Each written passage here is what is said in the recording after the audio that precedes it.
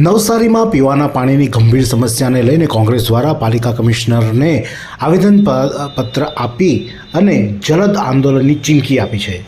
નમસ્કાર દર્શક મિત્રો, તમે જોઈ રહ્યા છો સાંઈ ગ્રુપ ન્યૂઝ સંચાલિત નવસારી લાઈવ અને ઝટપટ ન્યૂઝ। નવસારી શહેરમાં છેલ્લા લાંબા સમયથી પીવાના પાણીની કિલ્લત અને દૂષિત પાણી પુરવઠાને લઈને જનતામાં ભારે રોષ જોવા મળ્યો છે। આ મામલે આજરોજ નવસારી શહેર કોંગ્રેસ સમિતિના પ્રમુખ ધર્મેશ કુમાર એચ માલીના આગેવાનીમાં પાલિકાના નાયબ કમિશનર જેયુ વસાવાને એક લિખિત આવેદનપત્ર પાઠવી ઉગ્ર રજૂઆતો કરવામાં આવી હતી। આવેદનપત્રમાં જણાવ્યા અનુસાર નવસારી મહાનગરપાલિકા દ્વારા વિતરણ કરવામાં આવતું પાણી ગુણવત્તા વગરનું અને ફોર્સ વગરનું છે। ખાસ કરીને જે નવસારીના વિવિધ વિસ્તારો છે, મોટવાડ, લંગડાવાડ, કાશીવાડ, દાંડીવાડ, નવીનનગર, દસિયા ટેકરી, જૂના થાણા, ભેસત ખાડા, પાંચ આટડી, ચારપુલ, ગેરખડી અને પાંચાવાડી જેવા રોજિંદા વિસ્તારોમાં પાણીની અસંખ્ય ફરિયાદો નોંધાઈ રહી છે, પરંતુ પાલિકા તંત્ર દ્વારા એટલે કે નવસારી મહાનગરપાલિકા દ્વારા કોઈ નક્કર નિકાલ કરવામાં આવ્યો નથી, જેના કારણે લોકોમાં રોષ જોવા મળી રહ્યો છે।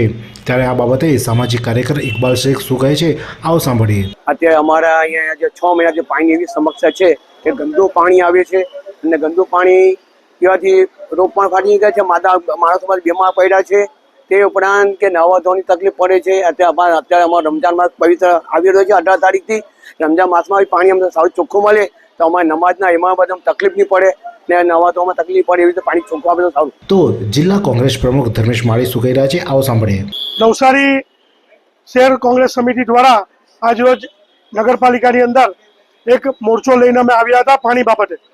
આજે છેલ્લા 1.5 મહિનાથી પાણીનું રોટેશન છે એમ કરીને એવું કહેવામાં આવ્યું છે કે રોટેશન છે એટલે એક જ ટાઈમ પાણી મળશે, પરંતુ એ એક ટાઈમ પર પૂરા ફોર્સથી પાણી આવતું નથી।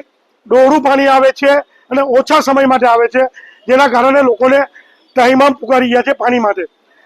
એવા સંજોગોની અંદર માનો કે આપણે બંબા માટે ફોન કરીએ, પાણીના ટેન્કર માટે ફોન કરીએ તો એનો જવાબ 6 દિવસ પછી આપણે મળે છે।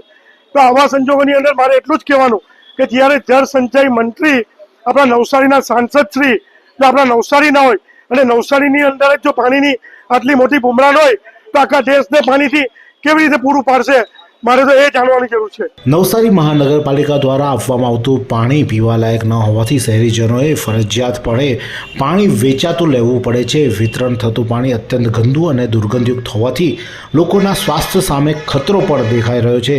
કોંગ્રેસ અગ્રણીઓ દ્વારા ચીમકી પણ આપવામાં આવી છે કે જો પાણી વિતરણ વ્યવસ્થામાં સત્વરે સુધારો કરવામાં નહીં આવે તો આગામી દિવસમાં જલદ આંદોલન પણ કરવાની ફરજ પડશે। નોંધનીય છે કે 18મી તારીખથી પવિત્ર રમજાન માસ શરૂ થઈ રહ્યો છે, જે પૂર્વે મુસ્લિમ વિસ્તારોમાં શુદ્ધ પાણી પૂરું પાડવું ખૂબ જરૂરી છે, અને જો નહીં કરવામાં આવે તો જલદ આંદોલન એટલે કે જલ આંદોલન થાય તો તે નકારી શકાય તેમ નથી। આ જ પ્રકારના અનવા સમાચાર માટે જોતા રહો સાંઈ ગ્રુપ મીડિયા હાઉસ સંચાલિત ઝટપટ ન્યૂઝ અને નવસારી લાઈવ।